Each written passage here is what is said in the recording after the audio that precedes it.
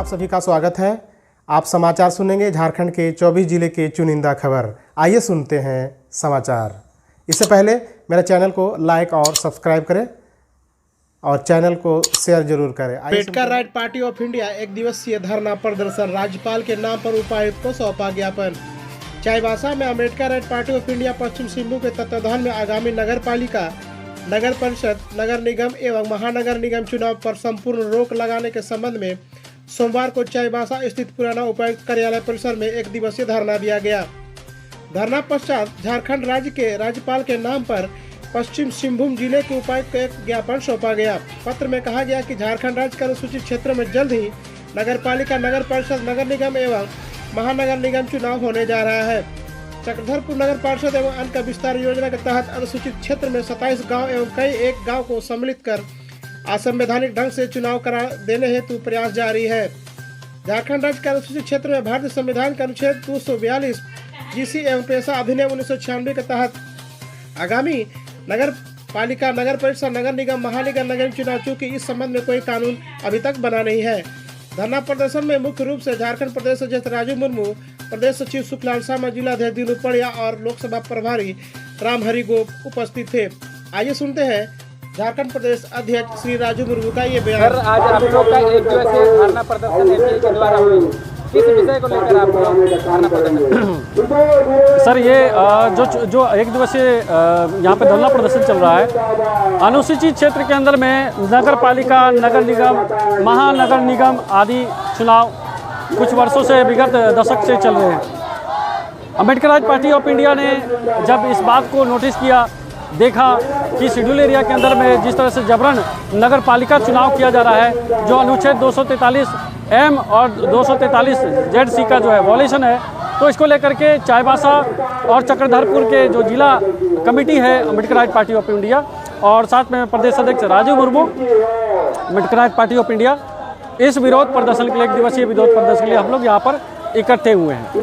Sir, आज आप लोग एक दिवसीय धरना प्रदर्शन नगर पालिका के खिलाफ आप लोग कर रहे हैं, तो अगर एक देखा जाए तो संविधान का साफ साफ वायोलेशन है, लेकिन सरकार फिर भी क्यों इसको जबरदस्ती थोपने का प्रयास करती है, जबरदस्ती लागू क्यों करती है? जी, मैं विधायिका के जो फॉर्मेशन है और प्लस जो लोग नगर पालिका के लिए अधिसूचना जारी कर रहे हैं, मुझे लगता है कि उन्होंने संविधान को ठीक से नहीं पढ़ा है।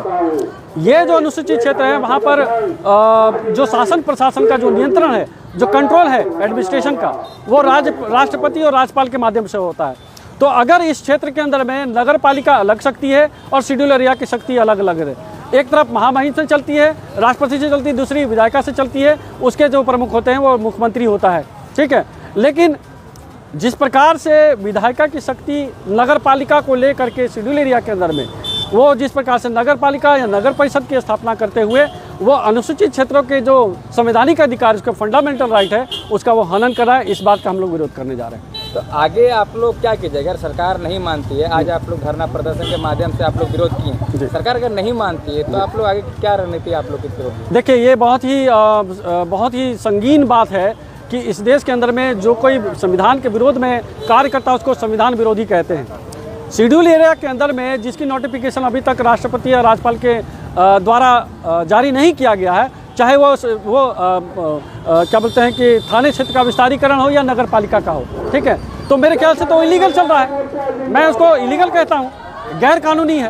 तो इन गैर कानूनी के खिलाफ में हमें आवाज़ उठाने के लिए हम सड़क से लेकर सदन तक जाने का हम लोग कोशिश करेंगे। अभी तक आप लोगों ने इसके खिलाफ नहीं, हम सुने कि आपके राष्ट्रीय अध्यक्ष धीमान विजय मान करके काफ़ी पिटिशन वगैरह कर चुके हैं, तो क्या अगर आप लोग संक्षिप्त में अगर इस पर बात आप लोग? जी, 2019 में उन्होंने इंडिजिनियस राइट को लेकर के, और क्योंकि इंडिजिनियस राइट ऐसा महत्वपूर्ण विषय है जिसमें भारत के आदिवासियों को उसकी डिग्निटी और आइडेंटिटी अभी तक उसको प्रदान नहीं किया गया।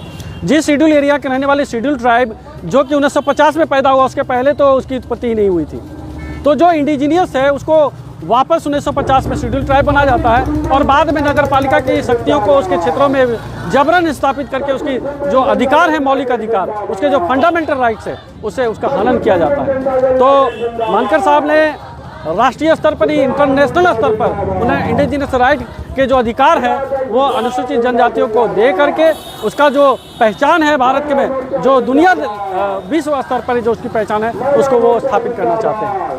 सर, आप पार्टी के झारखंड प्रदेश के अध्यक्ष हैं, तो आप झारखंड के लोगों को आप क्या संदेश देना चाहेंगे? क्यों कैसे इस सारी जो समस्याएं झारखंड में पैदा हुई, पूरे भारत में पैदा हुई, उन सारी समस्याओं को लेकर आप जनता को क्या संदेश देना चाहेंगे? जी देखिए, अम्बेडकराइट पार्टी ऑफ इंडिया केवल आदिवासियों की का ही पार्टी नहीं है, ये इस देश के 140 करोड़ भारतीयों की पार्टी है। तो जहाँ तक अनुसूचित जनजातियों के डिस्क्रिमिनेशन की बात है, तो वहाँ पर वो उन मुद्दे पर जो संविधान उसको सपोर्ट करता है वहाँ पर खड़ा रहेगा। उसके अलावा वो एससी वर्ग के लोग हैं, उनके हक अधिकार की भी बात करेगा। ओबीसी अदर बैकवर्ड कास्ट के लोग हैं जिनको अभी रिजर्वेशन में प्रमोशन तक नहीं मिला, और यूनिवर्सिटी में देख लीजिए तमाम तरह के जो ऑफिशियल हैं उनको रिजर्वेशन मिलना चाहिए। लगभग अभी 2021 के सेंसस में उनकी जनगणना तक अभी तक मुकम्मल नहीं हुआ है। तो हम लोग चाह रहे हैं कि जिसकी संख्या देश के अंदर में 40% से ज़्यादा है, तो उसका रिजर्वेशन भी उसको स्थापित किया जाए। इसके अलावा हम लोग माइनॉरिटी के लोगों को इस देश के अंदर में जितने माइनॉरिटी के लोग हैं उनके अधिकारों की भी बात करें, और जो जनरल लोग हैं उनके भी संविधान अधिकारों की बात करें। ये सिर्फ आदिवासियों के हक अधिकार की बात नहीं करता है, 140 करोड़ भारतीयों की बात करता है इतिहास। ठीक है, धन्यवाद। मारुति जी, आज आप एक दिवसीय धरना प्रदर्शन किया, किस विषय को लेकर?